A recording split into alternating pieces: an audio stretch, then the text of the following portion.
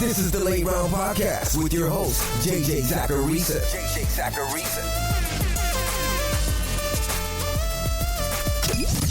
What's up, everyone? It's JJ Zacharisa, and in this episode 985 of the Late Round Fantasy Football Podcast, thanks for tuning in.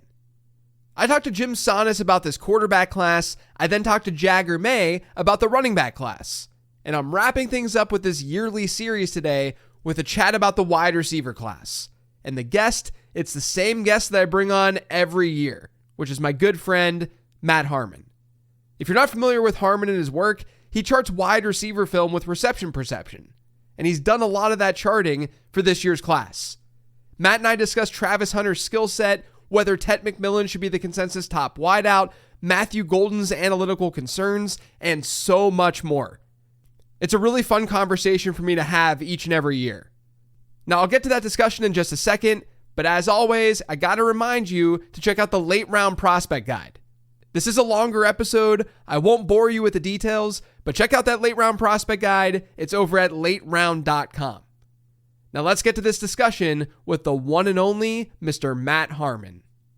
All right, Mr. Harmon, Mr. Reception Perception, Mr. Boy, Young Boy.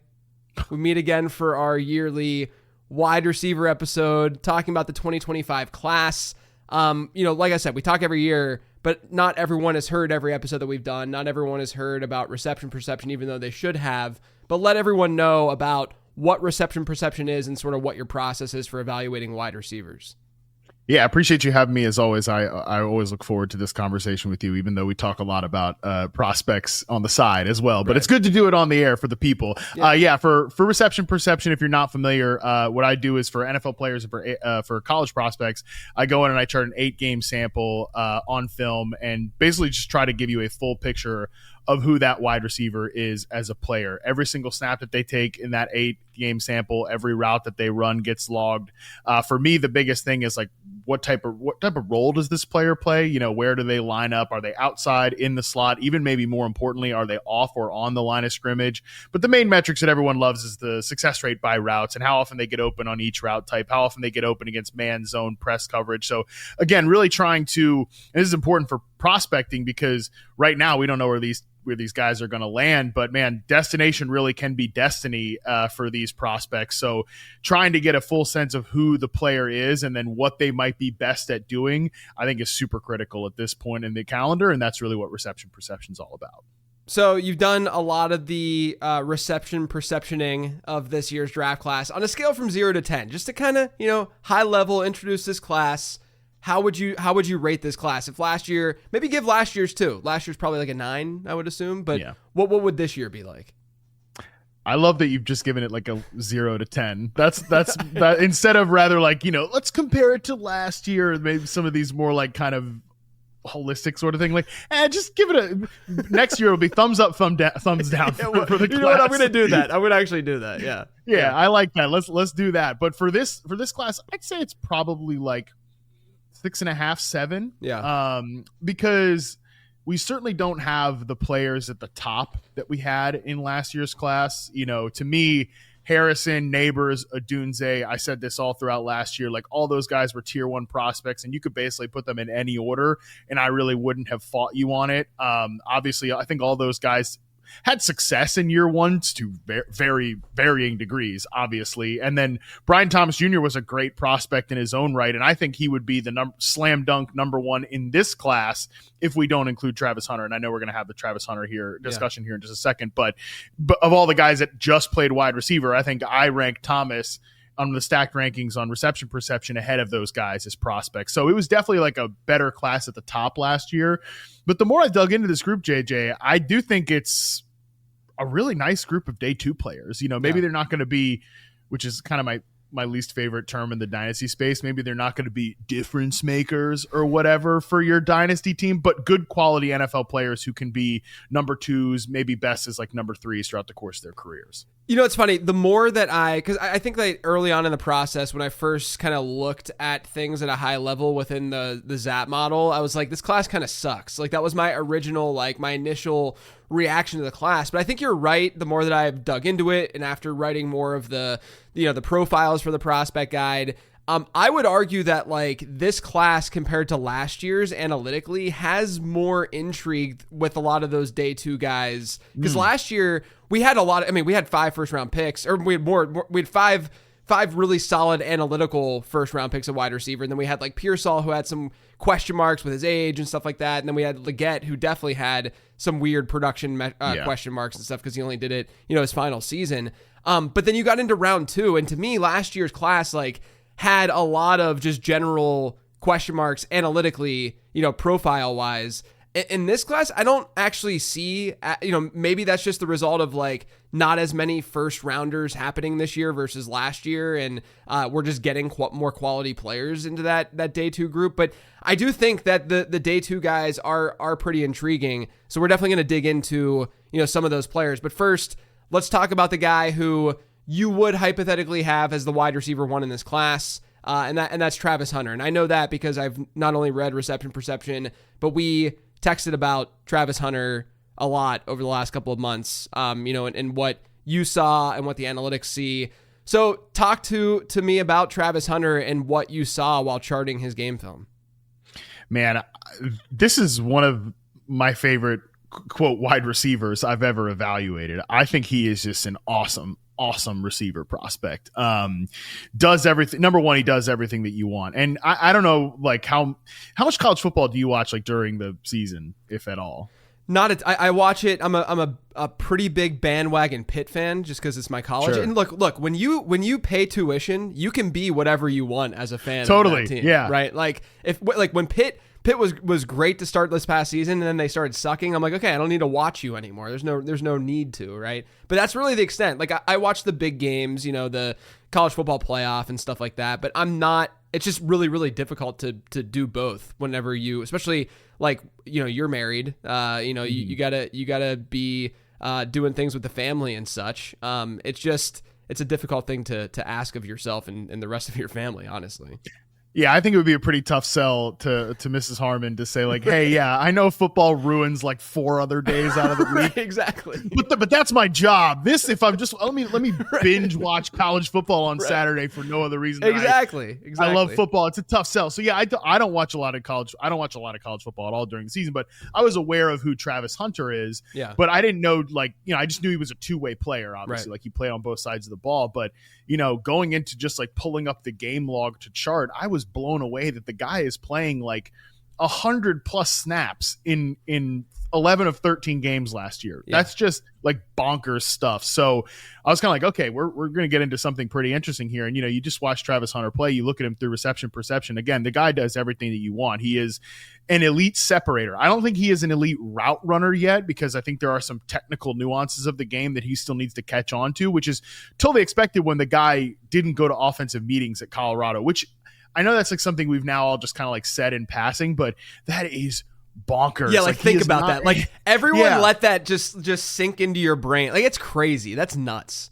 It is absolutely outrageous. Like when I heard that for the first time at the combine from somebody, I was blown away that he's as good as he is as a wide receiver, and I wouldn't even say majoring in defense, minoring in offense from a preparation standpoint. He's basically like getting a PhD in defensive preparation and like maybe going to community college in terms of like the offensive preparation. So maybe getting a damn GAD or whatever. What GHD? What GED? Yeah, GED. Yeah, there it is. Yeah. Like he's getting one of them things in terms of like offensive preparation at Colorado. That is nuts. But again, he's an elite separator, 97th percentile success rate versus zone, 97th percentile success rate versus press. He's the best in terms of Power 5 players I've charted as prospects that have seen press on 22% of their routes. At least he is the best press beater I've charted. He's got just natural movement ability off the line of scrimmage. And again, he is an elite separator, even if some of the details as a route runner aren't all the way there yet. But he also has, I would say, rare catching ability, great in contested catch. He just doesn't drop the football. And he went down on first contact on under 40% of the in-space attempts I charted. Like he really does check every single box. So he's clearly the best wide receiver in this class. And I would put him right there with the guys that went in that top 10 last year. Like, I think he's that good of a wide receiver prospect.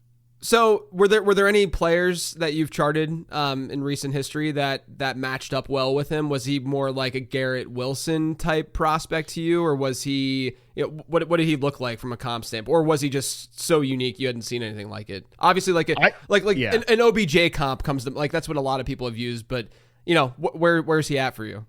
That was the first thing that he compared to from like a NFL Odell Beckham, like early career reception perception, very similar. And I just think like the way they play is very similar. So yeah, I said that like after the first 3 games I charted that he reminded me of prime Odell Beckham. Now from like a prospect reception perception standpoint, like success rate versus man wise, he's in the same ballpark as guys like Chris Olave and Devontae Smith, which is ironic because like I said, those guys were the route runners, they were A+ technicians, and Travis Hunter is certainly not an A+ technician at this point. And it's obviously different levels of competition there. Devontae Smith, the SEC honks are always on me this time of year. Like, well, if they didn't do it in the SEC, it doesn't matter. Like, you got to throw out every Pac-12 player. You got to throw out every Big 12 player. And now that all these conferences are such a mess, who even really knows? So you realize, though, that, obviously, Devontae Smith, Chris Olave, different competition levels in terms of what Travis Hunter is facing in the Big 12. There's probably some influence there. I'm not, like, hiding from that fact. I think there probably is some influence there in terms of the Big 12 prospects. But nevertheless, I think those guys, from a separation standpoint, he does compare pretty favorably to. So I want to ask you this. So analytically, and I've talked about this on the show, I talked about this with you, analytically, his marks are not very strong. He's about like a 20th percentile wide receiver among first rounders since 2011 when it comes to things like breakout score, which is predictive. I mean, breakout score alone is basically as predictive as what we'll see from draft capital if you want to correlate draft capital linearly. If you look at his yards per route run numbers, which isn't even part of the model, they're not that fantastic. They're not terrible. It's not like I'm looking at this and being like, there's another first round wide receiver who this year who has far worse production metrics than Travis Hunter. But with that being said, I've sort of explained this away, and I want to hear if you agree or disagree with this. I've sort of explained this away in a few ways, where number one, he's obviously one of the most unique prospects, if not the most unique prospect we've ever seen. The fact that, he played both ways and he was just as good as a defensive back as he was a wide receiver. He won the Heisman. The other side of this is preparation. He wasn't in the wide receiver rooms and getting reps in the normal way. And then the other piece to this is the Colorado offense ran a lot of like 4 wide receiver sets. They were obviously really pass heavy. And in that situation, in those scenarios, it's just naturally difficult for players to have exceedingly good yards per route run rates whenever you're competing against other wide receivers. And not, this goes back to like, when you look at the metrics, you can still say yards per route run is predictive. It is predictive, right? Mm-hmm. But there's going to be nuance to these numbers. And so like Drake London, his rookie year is a good example in the NFL where he had a really high targets and yards per route run rate. And obviously Drake London is a good wide receiver. I've liked him throughout his entire career. But we also have to recognize that in an Arthur Smith offense, he's basically competing with just one other wide receiver more, on a lot of his snaps compared to more of a spread or more of a McVay offense where we know we're going to see a lot of 11 personnel and more wide receivers on the field, which makes it then difficult to sort of boost up that yards per route run rate. I think that's what we're getting a little bit with Travis Hunter's numbers.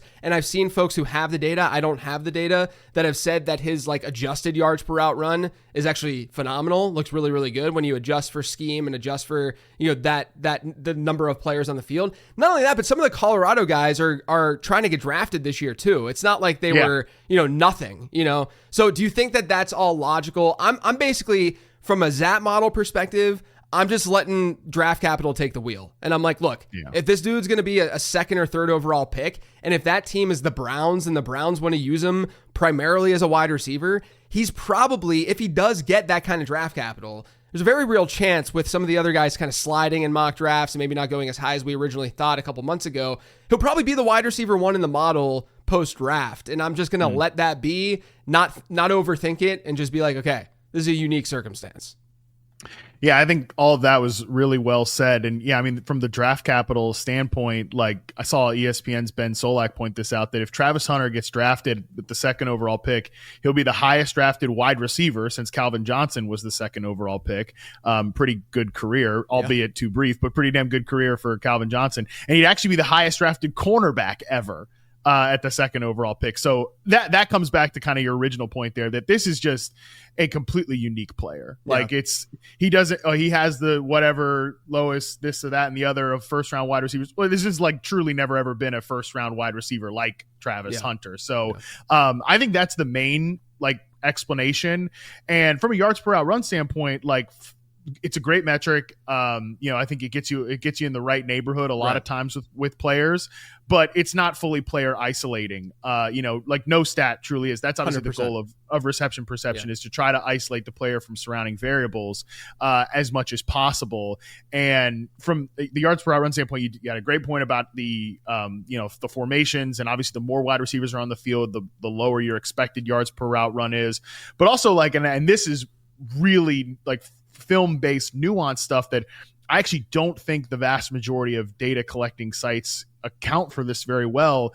But like, what is a route? Sure. And for the podcast folks, like I'm doing the air quotes here. Like what is a route? Like, he has a lot of what I joked with my buddy Charles McDonald from Yahoo as like they're like little BS hitches that he runs where he's just like on the backside of the formation and like he's out there and defenses have to account for the fact that he's out there, but he's running like a little 3-yard little tiny little route there. That's like, is that even really a route? He's never going to get the football on that play unless the play breaks down, he goes into a scramble drill, and then Shedeur finds him, which does happen at times. So from a charting standpoint, there are definitely plays that I think just you got to throw out in terms of what are routes and what are not, especially for a guy like this where they're obviously trying to conserve his body. Yeah, I think that's really important to note. Like, that I'm never going to sell the ZAP model or analytics in a way that is going to solve everything for you. This is a way of...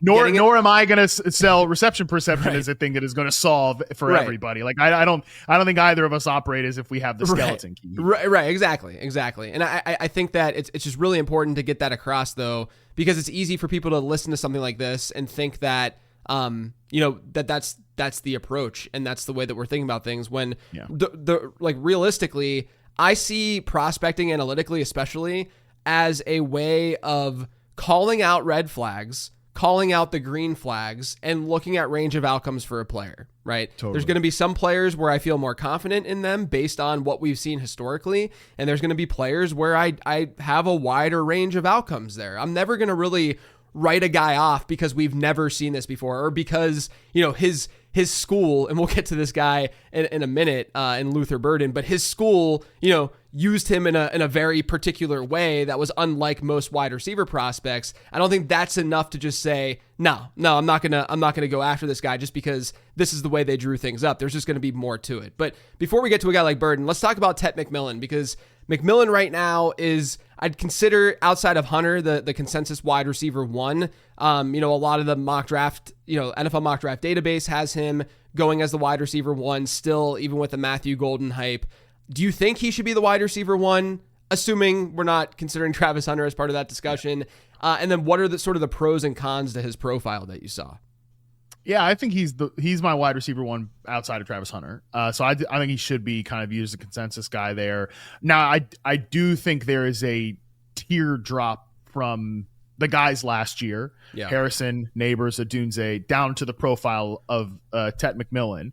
And I actually have him pretty close. And like I said, I think Brian Thomas was a better prospect than McMillan is, but it's pretty close. I think those guys, and obviously Thomas was a freak show in the NFL. He maximized every bit of his potential profile. We have to see what Tet McMillan's going to do. Honestly, from a reception perception standpoint, like their overall numbers, Tet McMillan and Brian Thomas Jr. are pretty close from a success rate versus man, zone, and press standpoint. Now, I do think obviously Brian Thomas is a little bit freakier, where I think that Tet McMillan is more, he's like a smoother X receiver because he's a true X, like just born and bred to be that, right? He's big, he's long, he beats press coverage, he separates pretty well, but he's not quite like in the Drake London tier either, which I do think London was a tier 1 prospect to me. Tet McMillan is not, but I think he belongs on that like family of wide receivers. And if we're talking about like that family of wide receivers, I think it's like Michael Thomas, it's Drake London, those are like the top end guys. And I'm thinking like better separating X receivers than you think that can play across the formation. And then I think there's like Cortland Sutton, Michael Pittman in this family as well. And I think McMillan comps really well to a guy like Cortland Sutton. So he's not great on these like quicker routes, which is part of the reason why I think London's just a better player, because you can just like London is a guy you can give 150 targets to in a season and never think twice about it if you're running like a good functional passing offense. McMillan, I think, is a guy that like you can get away with being a number one receiver on your team. He's probably best as like a high end too, which is what I think Cortland Sutton is. It's what I think Michael Pittman has been throughout the course of his career. So that's why I kind of land on those comparisons. Yeah, Sutton was one of his closest comparables in the prospect guide in the Zap model. Tet, as you noted with the Drake London thing, I'm glad you said that, because it almost feels like I've been fighting against Tet to people, like the way that I've been portraying my feelings about McMillan as a prospect, partially because Burden was the top prospect in the model. But I actually ranked McMillan wide receiver 1 in my prospect guide, the pre-draft version of that guide.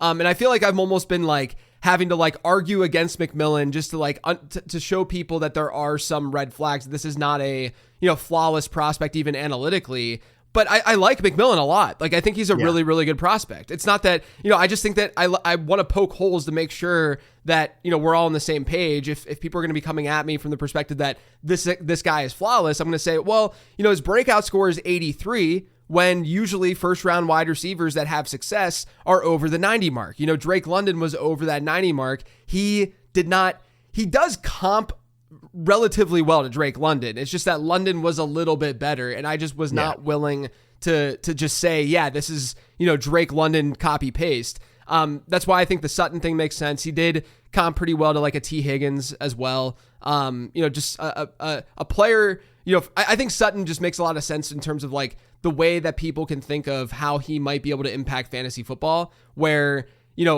is he going to be able to be quarterback / scheme proof and just be thrown in? Like I'll ask you this, if he goes in New England, like if New England trades back or something, or they just get him at their spot, do you think that immediately he could be a really effective one without anything really surrounding him? Or do you think that him having some other pieces around him would just be really helpful for him and his development?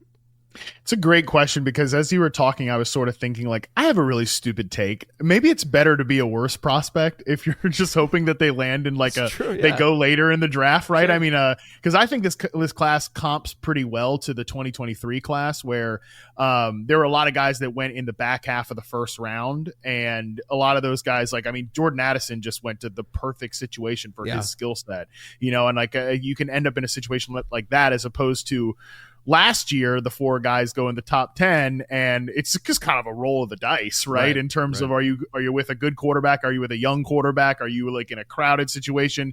That can all happen obviously later in the draft too. But I just was thinking on that idea, and I think like Tet McMillan in New England, I am pretty high on the Steph Diggs edition. I think that's a nice move for them. Oh, that's right. Yeah, that's true. I've completely because that happens like 2 weeks after the free agency period happened, and it's still not like in my brain that they got Diggs. That's a good point with Diggs. Yeah. It happened in a time where like you're kind of like the Eye of Sauron start switking to to that point. You've kind of forgotten about the NFL. So yeah, I mean, I totally get that, but I like the Diggs edition for them, and I think he would, because what they just need is they do need an X receiver. Like they need this particular skill set. So I think New England's like not the like most, plus they have a quarterback that at least I have a lot of faith in Drake May. So, but if he went to a team like, I don't know, let's just say the Saints, let's throw that out there, because I actually think let me say this. I know that the Saints love Tet McMillan. I think that's actually a very realistic landing spot for him. And there he's obviously, it just depends on the Olave thing, which is such a bummer. But I do think that he's probably the 1B there, at least to start, or the number 2 across from Olave. They also have Shaheed. And like, I'm just not quite that confident in that offensive situation at this point. Like, yeah, is he so good that like he would just be great no matter what? I'm not 100% convinced about that. That's why I didn't want to make him like a tier 1 prospect, because I do think there are some flaws in his game. Like I said, not being he's not going to threaten you over the top unless it's on like contested catch situations. He's not a guy that just, the thing with Neighbors last year, he could go to, and I said this when he was drafted, that he was uniquely skilled and talented to maybe not thrive, although he did end up thriving, like survive a landing spot like that, is because you can manufacture touches for a receiver of that quality and that particular skill set. McMillan actually does sneak up on you after the catch, but he's not a guy that you're going to feed him. And Drake London was this way too. You're not going to feed him a bunch of like design touches underneath and like, hey, we're just going to pump this guy with production and he's just going to do things on his own. He's not quite that type of player. All right, let's talk about Matthew Golden, who has just been climbing and climbing and climbing these draft boards. I mean, I remember looking at NFL Mock Draft Database and clicking Matthew Golden's name, and back in December, he was like a 5th round pick from a mock draft standpoint. Now, obviously, there's there are people who are doing, like, I don't know where that data collection is like coming from and the source of all of that, but he's obviously, he had the playoff and then he has the combine and more people are talking about him. But his production profile is lacking, and I'll get to the pros and cons after you talk about Matthew Golden, because I think he's probably, especially in the fantasy football space, he's probably the most polarizing wide receiver. Him and Burden are probably the 2 most polarizing wide receivers in this class. Yeah, Golden, I think, is a nice player. I kind of come down somewhere in the middle on him as a prospect. I think I brought up Jordan Addison earlier. I think that would be the perfect situation for a guy like Matthew Golden. And I actually think some of their reception perception metrics are pretty similar. So I made that comp pretty early on. I think Golden is a little bit better in the vertical game. Now, I don't think he's a 4.29 player. And I think I kind of believe the like combine conspiracy stuff that was like a favorable start, because he doesn't play to that speed. Like when I watched him, I was like, oh, he's clearly fast and like he can rip you on vertical routes, but it's not really. And even though he does have a good 9 route success rate, it's less of like he's just going to run by the entire defense like Jamison Williams style. Right. It's more that he just absolutely snaps guys off at the break points. And like when he gets that separation, he's going to get a lot of separation and be very quarterback friendly in that regard, as long as your guy can get the ball down the field and is aggressive and all the things of that nature. But 77th percentile success rate versus zone coverage, 82.5%. That's a pretty good mark. But there are some issues against press. He's another guy that I don't think is great on these like quick routes. And generally, like if you're going to be a wide receiver 1, like you've got to get open on those underneath patterns for me to like feed you a lot of targets and, really be like a matchup dictating guy on critical down and distance situations. So to me, I think he profiles as a really good and dangerous number 2 in the right offense. And I'm thinking the offense that I'm imagining here is kind of off the McVay tree, like very in-breaker heavy and things of that nature. So I like Golden. I think he is more like a Jordan Addison, more of like a back half of the first round, very early second round type of player. Yeah, I mean, look, I think that analytics can, at least if you squint a little bit, could back that up. The cons to his profile, I'll just read, because there are some really scary flags to his analytical profile. Totally. We've had very, very few hits from players who had sub 2.0 max season yards per team pass attempt rates. I mean, that number, getting 2 yards per team pass attempt, is not something that it's not that difficult. I mean, it's difficult for me and you. Like, we wouldn't be able to do that. But speak for yourself, but that's fine. But, a collegiate wide receiver with first round capital, they should be able to get to that mark. Since 2011, here's a list of the first round wide receivers with breakout scores below 80. Okay. He's at 51.4, I think it is. So he's at not even close. So he's well below this. He is technically above average in breakout score, but that's above average compared to, wide receivers that are both undrafted and going in like the 7th round. But here's a list of the wide receivers in the first round since 2011 who had sub 80 breakout scores. It's long, so everyone get a drink. Cordero Patterson, Tavon Austin, Kelvin Benjamin, Brashad Perriman, Kevin White, Philip Dorsett, Josh Doxson, Mike Williams, Henry Ruggs, Kadarius Toney, Zay Flowers, Xavier Legette, Ricky Pearsall, Matthew Golden. Now, technically, Travis Hunter's actually there too, but we talk about those extenuating circumstances and the weirdness to his profile.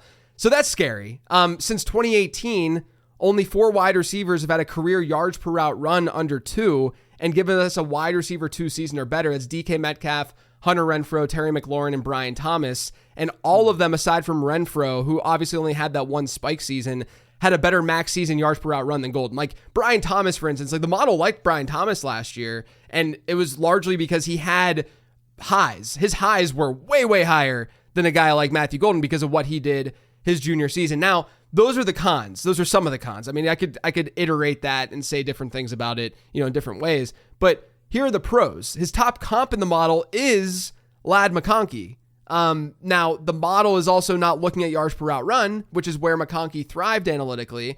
It's just that Georgia didn't use him and put him on the field that much. But some of the other metrics, size and projected draft capital and, obviously the receiving yards per team pass attempt stuff and breakout score, it does match to McConkey. And his receiving yards per team pass attempt does look better when adjusted for strength of opponent and strength of schedule because of what Texas faced last year. And then there's also, we'll see what happens with Isaiah Bond after the stuff that's come out with him.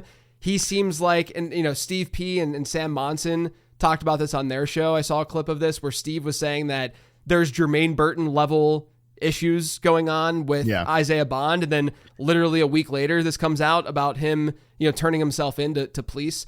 The way that the model works for teammate score is that it looks at draft capital of teammates. So if his draft capital falls based on off the field stuff, it may not capture how good the competition was for Matthew Golden at Texas. So we can, take that with a grain of salt. He's an early declare wide receiver too, which I think a lot of people think early declare as just this like checkbox. We're like, oh yeah, he's early declare. That means that he's better at a young age, but it also matters because when a guy only plays 3 years in college football, that means that he doesn't have a fourth or maybe even fifth year to compile better numbers. And to me, it could be a situation, if we want to look at this in a rosier way, it could be a situation where things started to just click more for Golden and Texas wanted to use him more. Thor Nystrom had a nice narrative that he put together where they had Isaiah Bond and Matthew Golden as transfers this past year, and they were trying it with Isaiah Bond first to be their true one, and it just wasn't really working out. And partway through the season, they're like, hey, let's give Matthew Golden more of a shot. Now, do I think that that things are as simple as that? Not necessarily, but I do think that, there are situations where that could be true, and there could be some truth to that. So I do think that, I don't want to make excuses, number one, for a poor analytical profile. Like, it's a poor profile, and I think there's a lot of variance there. But I'm looking at the fantasy football landscape right now, and I'm looking at rookie drafts, and you try to rank wide receivers, and how does Matthew Golden, if he gets top 16, top 20 draft capital, how is he not in your top 5 wide receivers at the end of the day? It's going to be hard to not put him there if the draft capital is that strong, in my opinion.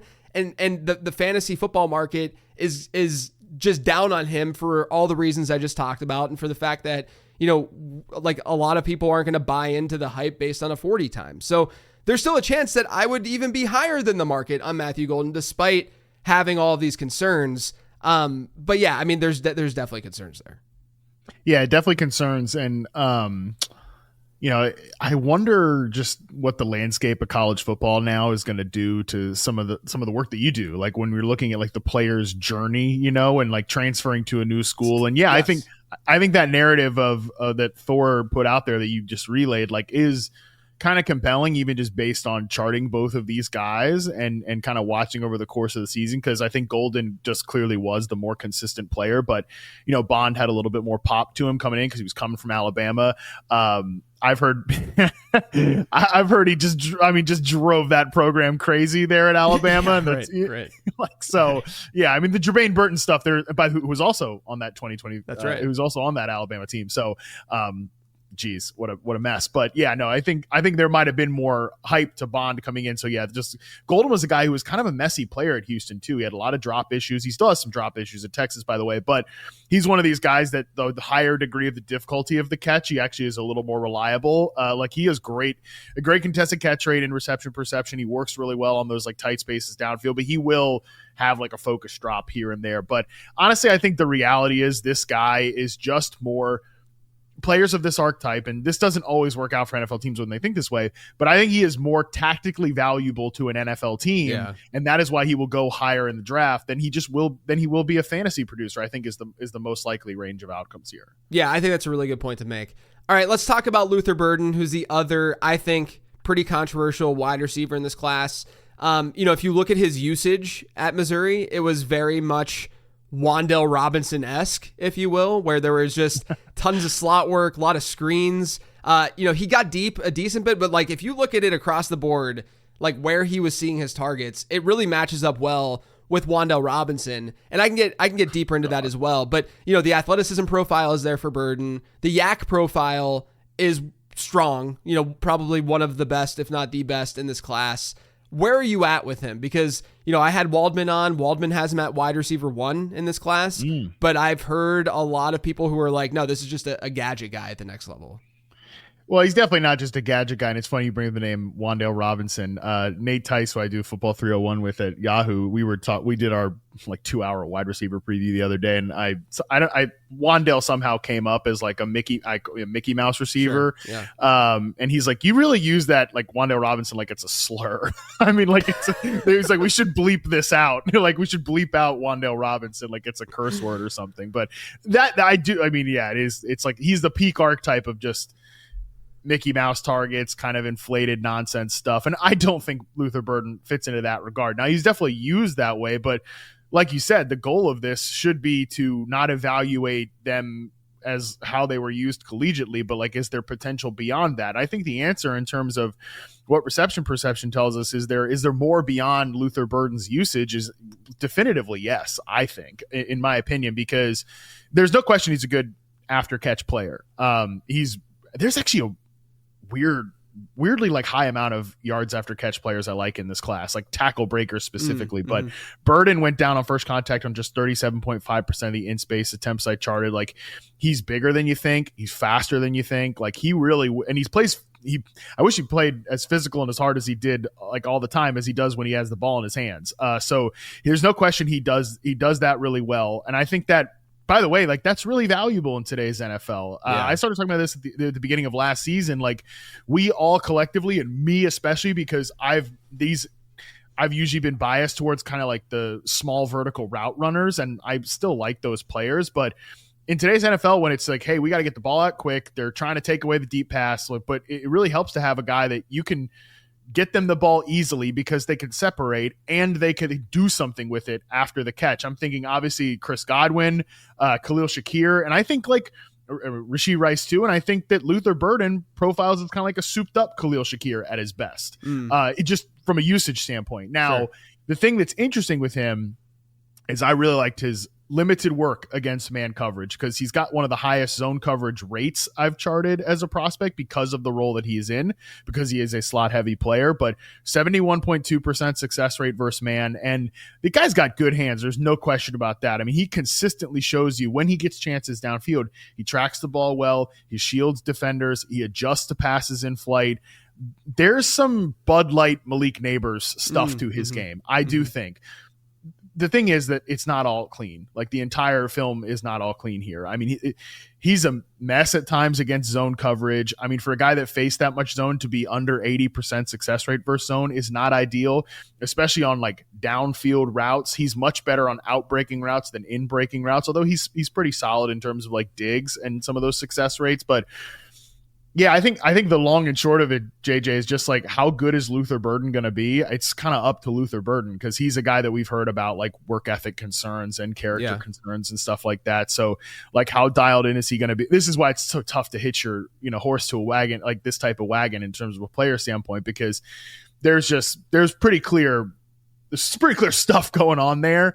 But man, I mean, he has the highest potential, I think, of all these guys we've talked about so far, outside of Travis Hunter. Right. Basically anything I say, outside of Travis Hunter, put that aside for a second. But like Tet McMillan, I think he's got a higher ceiling than Tet McMillan. Matthew Golden's definitely got a higher ceiling than Matthew Golden. I mean, we haven't talked about Amecha Ibuka yet, who I really like and I'm a big fan of. But I think Burden does have a higher ceiling. It's just like the range there is much wider on a guy like him. And that's exactly what I've been writing about. I sent a newsletter about this with Burden, is that, when you look at his comps, it's scary. But I'll say this, when obviously I've loosely made that Wan'Dale Robinson comp in terms of the way that he was used.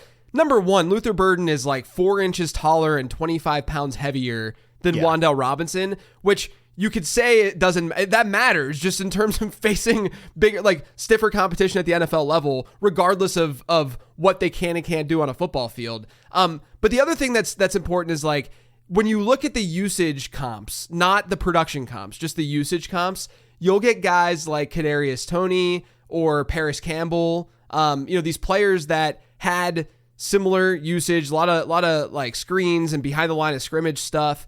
The difference, though, is that Luther Burden, from a production standpoint, and I've said this so many times on the show, his sophomore season from strictly a production standpoint, is the most impressive single season age adjusted of any and program adjusted of any wide receiver in this class. What he did as a sophomore production wise, it does not happen very frequently at all. So he has the highest, because of that, he has the highest breakout score in the class. Because again, breakout score is not going to look at how many screens the dude had and break it down that way. And I actually earlier today, I ran a query because I'm trying to figure out like, okay, Burden gets round 1 draft capital.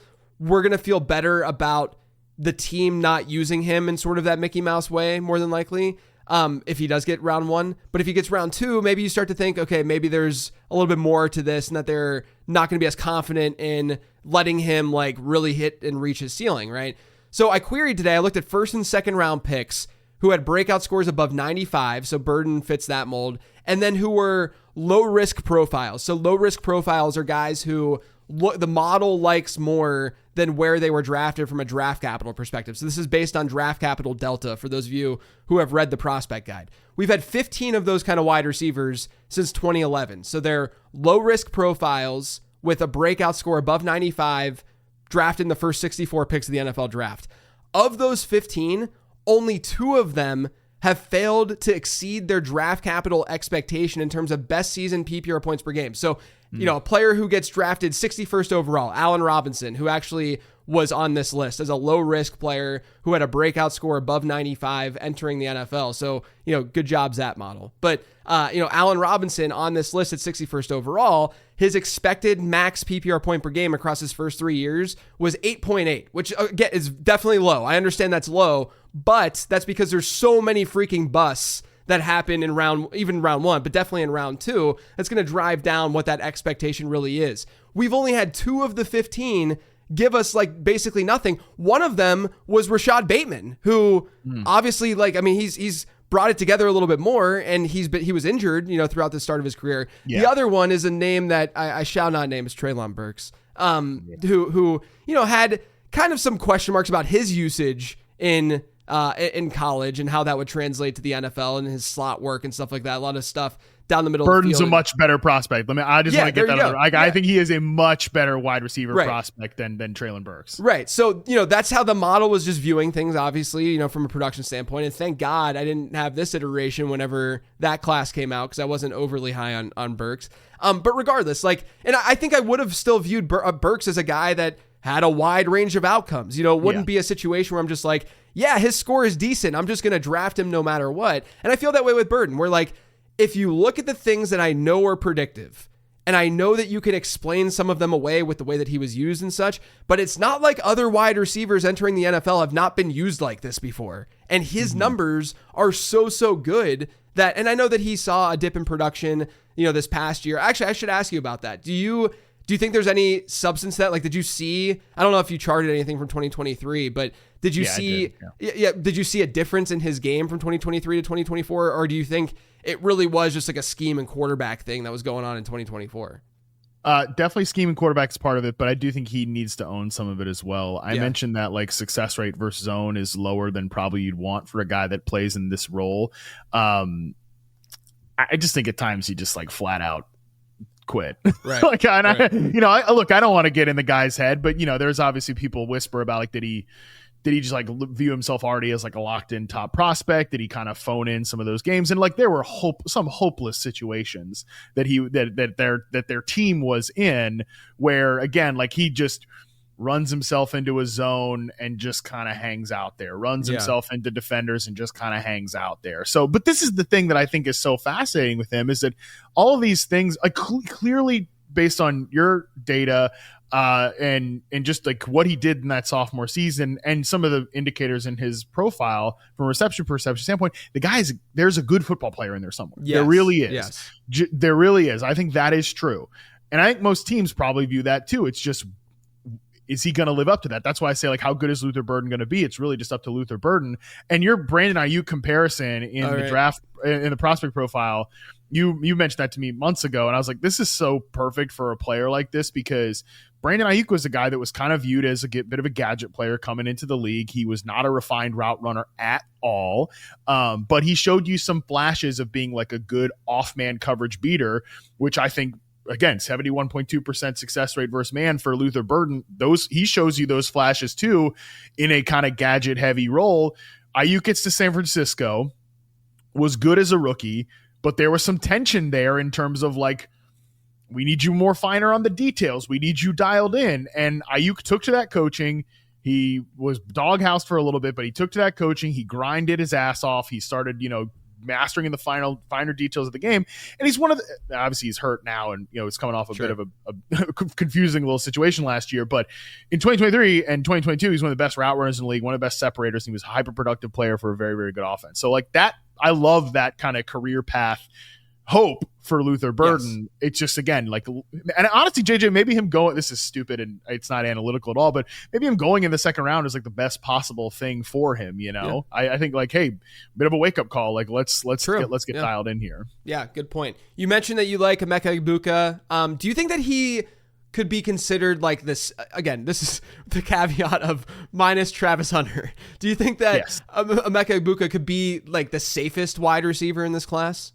Well, I think that there's a chance that he could be safer than Travis Hunter just because like he's actually a wide receiver. And like, I really know what from a dynasty perspective, I still like these. Do you do any dynasty drafts before the NFL draft? I try to. I've done rookie drafts. I did, rookie mocks and stuff like that. Yeah. I mean, like for real though. Like I have a league that I do draft pre NFL draft, and I will say, there's an edge that you can have if you just research draft capital. There's a big edge that you can have in that kind of format. I think it's for psychos, but and I say that lovingly to the people that do it. 99% of them are not pre-draft, to be fair. And I have just one, but I am a psycho. I understand that. Yeah, totally. And again, I say, dude, my highest tier subscription on Reception Perception is called Sicko for a reason. Like, we love the Sicko. Anyone listening to this has an issue. Just he's a total sicko. Yes. Yeah, it's people get mad when I say that. It's like, no, you sickos keep the lights on, baby. Like, we love you guys. That's right.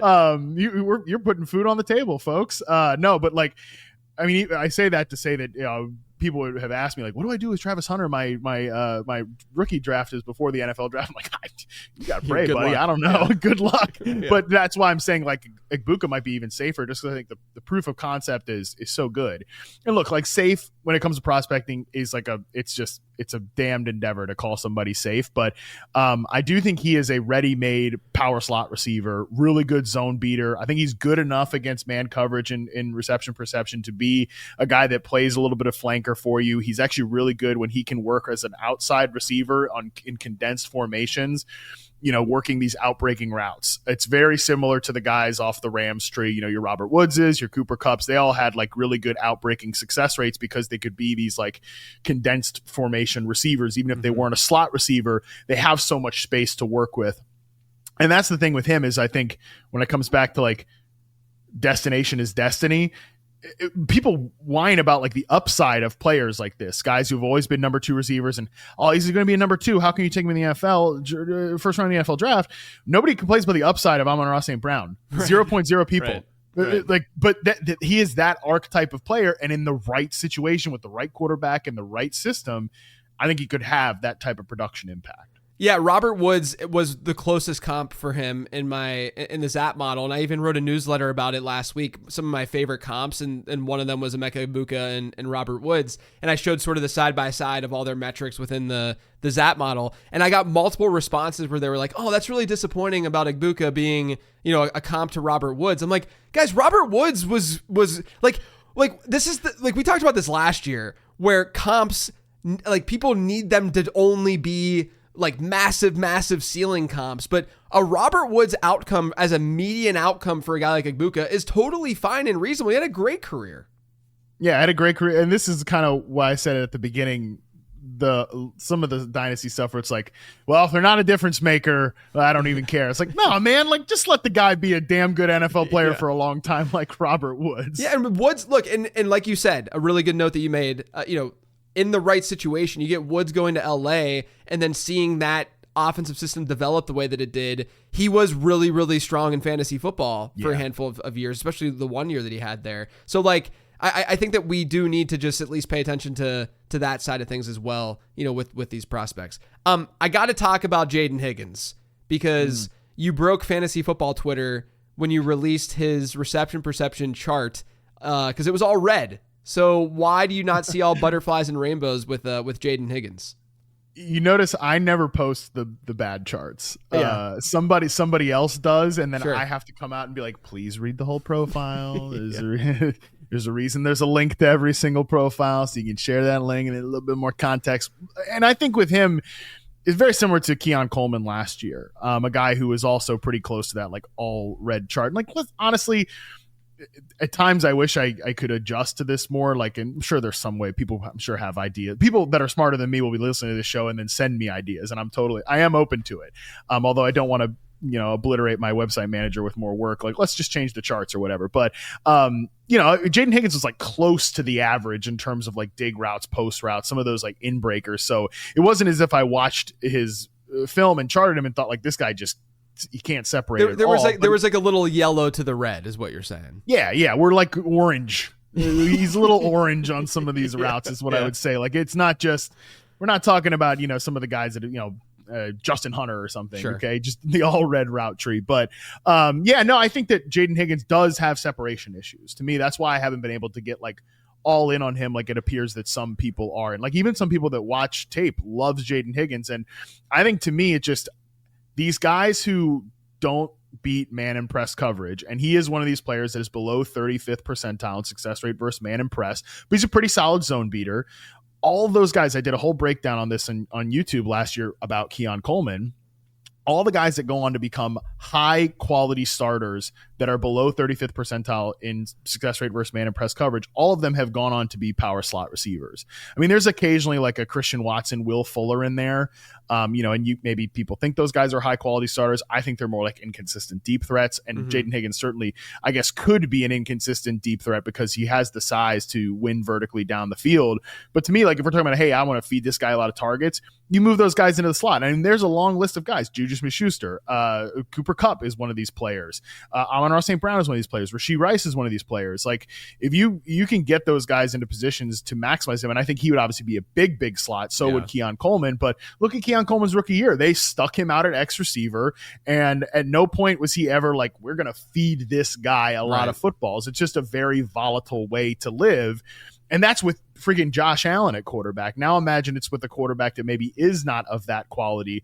But I do think there are good parts to his game. Like I don't hate him as a prospect. I think he's a really good day two option is where I ranked him as a player because he catches everything. He does have the size, and I think he has the ability to beat zone coverage as a slot receiver. Yeah, his comps were kind of all over the place analytically, where I do, for the record, see the Coleman comp. I think that it was like a top 5 one for him, where they're like identical in size. They had really similar breakout scores. And then if you even like look deeper, both guys weren't just like only perimeter guys at the collegiate level. Like Jaden Higgins played like almost a quarter of his, ran almost a quarter of his routes from the slot at Iowa State. He was actually really effective in the slot at Iowa State. But he got like Cedric Tillman to Denzel Mims to Nico Collins, so like it was everywhere. But again, like when I say like Nico Collins, he wasn't like a flawless prospect coming out, and he's gotten a lot better, and he's a stud.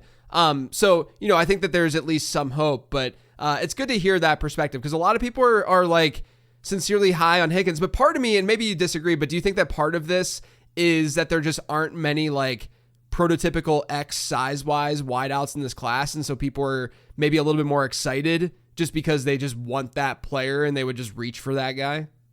To be honest, I think there haven't been in the last few classes in terms of like guys who aren't elite prospects because think about 2023, all the guys that were in that class, it was like JSN, it was Zay Flowers, it was my guy Josh Downs. Like the only true like outside X receiver was Quentin Johnston, and there was nothing on his profile from a reception perception standpoint that said like you should stick that guy at X receiver. He's one of these guys that certainly did not profile as that player. So that was that class. And then even last year, like the guys that were interesting beyond the top few players, it's like Xavier Worthy, Ladd McConkey, Ricky Pearsall. There's just like it's I'm not gonna say those guys are like a dime a dozen, but it is right now. I think there's more players that are kind of leaning into that archetype than there is these big perimeter X receivers. It just, to me, I do think the NFL is moving away from this archetype for a reason, because it's just more efficient. We want efficient passing offense, and it's just more efficient to feed those guys targets as opposed to these like non-separation ball winning X receivers. What about his teammate in Jaylen Null? Are you a big Null guy? Because after you published the Higgins reception perception, I needed you to chart Null. So tell me about Null. I love Jaylen Null. Yeah, he is ranked really highly for me. I have him in the same tier of prospects as Matthew Golden, as Luther Burden. I'm very, very high on Jaylen Null. Beats man coverage at a high rate, wins contested catches. He wins down the field too, like these routes, posts and digs, like very high success rate there. Like classic vertical slot receiver. He actually compares really favorably to Josh Downs. And look, I'm higher on Josh Downs than just about anybody. That's fine. But yeah, I mean, get that guy into a different offense. I'm actually hoping for like a Wan'Dale Robinson PPR scam for Josh Downs with Danny Dimes this year, which is the ultimate cope. Yeah. That is like disgusting, but I am hoping he catches a lot of passes from Danny Dimes this year. I guess that's what I have to hope for. But yeah, I think Jaylen Null profiles is on that archetype of player, which in the right system can be really good. But I also think he can play a little bit outside for you too. So yeah, he's one of my favorite rookies in this class. He was my favorite value sort of player at the time of writing the prospect guide. I wrote it when I was writing him up because he just checks so many boxes analytically where he was like above average across the board in the stuff that I look at. Maybe not like elite, but at least above average. And then he also had special teams work and he got some rushing. Like they'll line him up in the backfield and move him around the formation and stuff and do some really fun stuff with him. And that's a sign of number one, versatility, but also talent, right? Because they're trying to get him the ball because he's good with the ball in his hands. All right. Who are you higher on, Trey Harris or Alec Ayman? Trey Harris. Now, I think Trey Harris has one of the most volatile profiles, and that's kind of where I ended up ranking him. Because when this archetype hits kind of the straight line X receiver, it can hit big, right? It can be DK Metcalf. I think DK Metcalf's like the peak of that straight line X receiver archetype. But and Trey Harris has some good indicators. I think his route running against man and press coverage, there are good flashes there. 73.2% against man, that's 74th percentile, 78th percentile against press coverage. But it's only on a small handful of routes, and he's not a good zone beater, because of that offense that he plays in at Ole Miss. It's very stripped down. It's a very vertical-based route tree. Like I said, very straight line. You look at his route success rate chart, 9 routes, curl routes, slant routes, like those are all really, really good. It's just the rest of the route tree, he doesn't have a good sense in terms of winning over the middle of the field on digs and breaking towards the outside on out routes. But I do like him as, again, you take this guy in the second round of the NFL draft because, again, when it hits big. And even if it doesn't, if he's just like an okay player, you could get like an Alec Pierce type where he's tactically valuable to his NFL team and the right quarterback will be willing to rip some of these throws. Although the thing that's keeping me from like really liking Trey Harris is just that, and I know that you had a affinity for this player as I did too, his collegiate profile is strikingly similar from a reception perception standpoint to Terrace Marshall, who just signed with the Eagles. So shout out to him. That's his 4th NFL team. Still going, but has the second lowest success rate versus man coverage that I've ever charted from an NFL player. So he obviously did not work out very well, did Terrace Marshall, but he was another guy. Like the overall success rate versus man and press numbers were good. They're very much in the same ballpark, but the route tree was very go and slant heavy. And I think that's kind of where Trey Harris is. So if he develops, I think he could be a really good, again, vertical straight line X receiver that is sacrificial at times to open things up for other players. But again, you can also take those throws if he continues to grow. Yeah, I had Terrence Williams as Trey Harris's top comp in the model. That sounds pretty similar. Cecil Shorts was in there. Cecil Shorts had a decent career. There was some good stuff in there. And then Cedric Tillman had a shared comp of him with Higgins just from a size and sort of production standpoint. We got to talk about Jack Besh. You published some content around him. He had a great story with the winning the MVP at the Senior Bowl. Great as in from like a perseverance standpoint. It's a sad story. Overall with his brother being part of that and passing away in the terror attack in New Orleans on New Year's Day. Do you think that he could be a really impactful fantasy asset, or is this a situation where you just think that he's an excellent route runner who's going to really bring something to the table for an NFL team? Well, definitely the second one. I love this guy. There's two things that I think that are not great about his profile. Number one, and like sometimes I say with the route tree, the graphics, the success rate by route, like you got to do a little bit deeper digging. I actually think for Jack Besh, it's very, very instructive as who he is as a player, because the only two routes that are below the prospect average are the 9 route and the corner route. And the 9 route is actually well below average. Like 41% success rate on 9 routes stinks. Like that's not good. And that's Jack Besh's game. He's not going to outrun you. There's a reason he's not run a 40 during the NFL draft process at this point. He's not a just line up stack guys on the outside. That's one problem. The other problem is that he lined up as the right outside receiver on 72.4% of his sampled snaps. That has proven over the course of as I've charted prospects to be a red flag. When the guys only line up at one position. Mm-hmm. You read off a long list of names. I'm going to read off a long list of names here. These are the guys I've charted that have been 70% at one outside receiver position.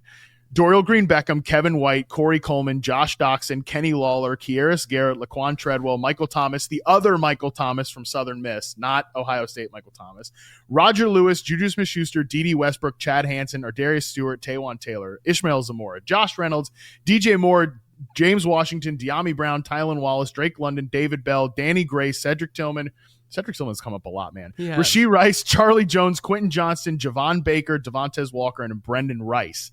So, like, I would say there are 4 inarguable good players in that list, which is Juju, DJ Moore, Drake London, and Rashee Rice. And all of them, honestly, have been guys that have moved around the formation a little bit, are not just like pure outside receivers. That's what gives me a little bit of hope that Jack Besh can also be a bit of an outlier here, because he's a guy that has played a lot of slot receiver over the course of his collegiate career. It's really just this one season where he's kind of tethered to that right outside position.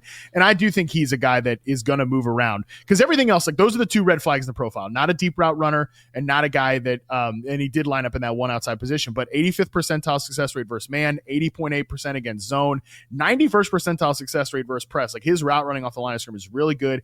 0 drops. Best contested catch rate in the class. He went down on first contact on 15% of his in-space attempts. Like, that's crazy. He just checks so many boxes. Very good player. And in terms of like, will he be a fantasy asset? This is, again, I will say it. It's destination is destiny here. Is he going to get to the right offensive system that can make use of a player like this? Jacksonville with Liam Cohen, that would be a great spot. Maybe Houston with Nick Caley as the new offensive coordinator there. Like, there are spots where I think he could really thrive. It just comes down to, can you deploy a player like this in the right way? When I watched him, he has a very, very much like a Puka Nacua type mentality. Oh, yeah. Football, Easy comp. Just throwing his body around, and it's so fun to watch. But, I would say, analytically, he doesn't look great. I mean, his breakout score is 42.5. That's not special. His career yards per out run isn't that special. But like you noted, like, I think it's interesting that he played a high slot rate through the first handful of years in college until this final year where things switched up. And actually that year was the year that he saw his best production and age-adjusted production. The other thing that, is probably not something, but it is funny to me, is his freshman year, where he played at LSU and he had better production than Malik Neighbors and Brian Thomas did. Obviously played a different kind of position than they did, in that offense. Even outproduced, like, from a catch standpoint, Keyshawn Boutte and Trey Palmer. I realize we're going, like, down the list and sort of like Malik Neighbors, Brian Thomas, bit bigger names, but those guys are NFL players. Exactly. It's super interesting. Like, I see him as someone that the community, the fantasy football community, from like an ADP standpoint and stuff, they're not going to really like Jack Besh, because there's not a lot of like obvious green flags with his analytical profile. But I think there's a lot of like substance that is not necessarily as measured. I mean, draft capital, I think, is actually going to be pretty strong for him. I think teams are going to fall in love with him. But, there's this other stuff that's just kind of interesting to his profile where I'm like, sure. Like, I got him in the 3rd in a mock draft the other day, in a rookie mock. I'm like, that's the perfect kind of area. Like, why not? It's not like you're worried about those 3rd round picks anyway. So, I'm actually in on Jack Besh, even though the analytics could be a little bit better. Totally. Yeah. He's one of my favorite prospects in this class. Let's look at Jaylen Royals real quick. He got a Rashee Rice comp in the Zap model. Do you think that's warranted? Do you think there's something there with Royals? Dude, this Rashee Rice comp has been messing with my brain ever since you sent me this question. Because Royals is the guy I've actually finished the most recently. I don't know, dude. He's a bit of a bizarre player. For one, he fits into that group of players I just said earlier, only line up on one side of the field. He's even more extreme than Besh. He's and Rashee Rice was on that list. And Rashee Rice was on that list. And like Rashee Rice, definitely, if you just look at the prospect rankings on reception perception, he is without question my biggest miss. But just for the record, I didn't mean to cut you off. For the record, the model didn't like Rashee Rice, and it doesn't really like Jaylen Royals either. It just so happens that like the two matched pretty well analytically. So sorry, go ahead. Well, no. And here's kind of the backstory. There is one, the games I charted, I found out after the fact. He was playing through a foot injury, so I think that's part of why it was just like a disaster profile. But two, he plays a completely different role now than he did in college. Like he was a guy that, like I said, only lined up on one side of the field and basically ran like goes and curls, like an even more extreme version of what I said earlier with Trey Harris. Like he was just like a vertical straight line X receiver. And now he's like this big slot gadget screen guy in Kansas City. And I actually got to ask him about it at the Super Bowl a couple of years ago. And, he basically said like, yeah, this was outlined to me that this was the plan for me as soon as I got drafted here, that they were going to kind of remake my role basically. Smart. So that it is smart, because he's just like, yeah, he can't really run routes and beat man coverage on the outside, but he's a load with the freaking ball in his hands. And the reason that this Rashee Rice comp has tripped me out with Jaylen Royals is Jaylen Royals one is, it's very similar, kind of stripped down route tree, one side of the field. But I actually kind of like the way he works with the ball in his hands. I think he's bothered by like press coverage and overall, like he's just kind of a whatever route runner.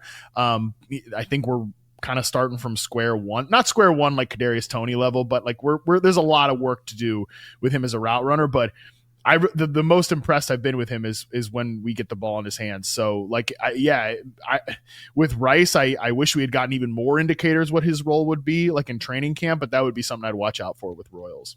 I got to ask you about Kyle Williams, because when I wrote the prospect guide, at that time, he was projected to go like 250th overall. And at the same time, he had a top 5 breakout score in this class. So I wrote up the profile being like, hey, Kyle Williams looks good analytically, but you don't have to worry about it right now, because if he's going to be a day 3 pick, he's going to be a day 3 pick. But he's been rising and rising and rising. It seems like he's going to be a day 2 pick at this point. Do you like Kyle Williams? I do like Kyle Williams, and I think he's one of these guys that fits into day 2 very well in this class. Good receiver, just in terms of catching the football, reliable.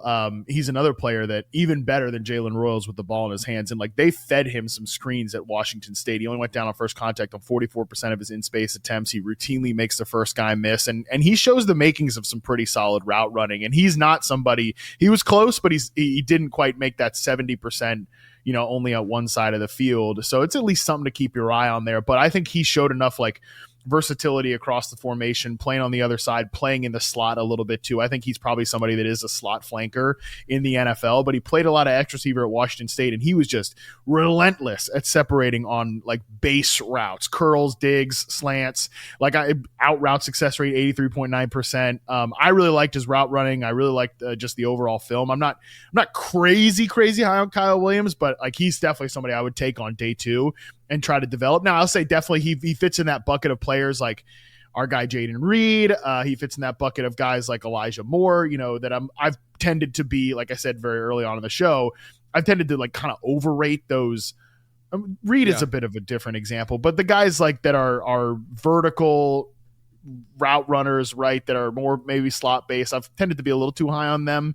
But so I'm kind of trying to not go all in on this profile, but I do think the fact that he gives you something after the catch is valuable. There's always one guy from pre to post draft who ends up like having a totally different ZAP score based on the draft capital input. That's going to be Kyle Williams this year. Like we had that with Jonathan Mingo one year, which probably should have just kept his pre-draft draft capital at the end of the day. But Jonathan Mingo ended up getting way better draft capital than I had projected. Kyle Williams looks like that guy. So if you get the post-draft prospect guide and his score is a lot higher, it's because of that. All right, last question before I let you go. Any wide receiver outside of the guys that we talked about that should be on people's radars? Yeah, in terms of on the radar, I think like I could definitely see Xavier Restrepo being like a boring slot receiver at some point. Yeah, he's a pretty solid. He's not explosive at all. Like I don't know if he's 4.8 slow, but he's not explosive. But I could see him just randomly in the. No, I think teams have moved away from this type of slot receiver. Like you need more from your slot than like the Jarvis Landry archetype or the Jamison Crowder archetype when Sam Darnold was feeding him a bunch of passes with the Jets. But still, I think there's some like I could see him being an NFL player. The two guys that are really interesting to me are actually the two Arkansas receivers. Andrew Armstrong is like a steel reserve Brandon Ayuk. And I like, so he's not even Bud Light. He's very, very poor man's Brandon Ayuk in terms of he kind of has some similar route running to him. He's an ex receiver, but he's an older prospect, I know. So I'm not crazy about him. I actually think Tesla, the other Arkansas receiver, who I know has like no production. To be fair, he went to Hillsdale College. And it's the first time I had Hillsdale College in the database, and he had a 5.22, I think it was, yards per team pass attempt, which is just like otherworldly. But he was playing, at Hillsdale College. That explains. Sure, it. Yeah. But so I just looked at the Arkansas tape from last year, and I'm gonna have something on him on the site, and like Sweet. I don't know, there's something to him. Like I actually think. And I was kind of confused as like, why does this guy like never get targeted? Because he gets open and he's like a freak athlete. I don't know if you've seen he's huge. I don't know if you've seen the mock draftable comps for him, but like from just an athletic standpoint, size and all the measurables, his comps are like Javon Walker, Allen Robinson, Roma Dunze, like Cedric Tillman coming up again here, Andre Johnson. Like, I mean, what are we talking about here? Because he's just this like truly slot only kind of like in breaking specialist, but he literally catches everything. And he does separate, and I could see him being like useful in that kind of create a touch archetype. Harmon, as usual, this was great. Thanks for the time. Thanks for dropping knowledge. For anyone not following Matt and his work, make sure you check out receptionperception.com. He's also on Twitter at MattHarmon_BYB. I'm also on Twitter at LateRoundQB. Remember to check out the Late Round Prospect Guide. You can find that over on lateround.com. Thanks for listening, everyone. I'll talk to you later this week with another episode of Late Round Perspectives.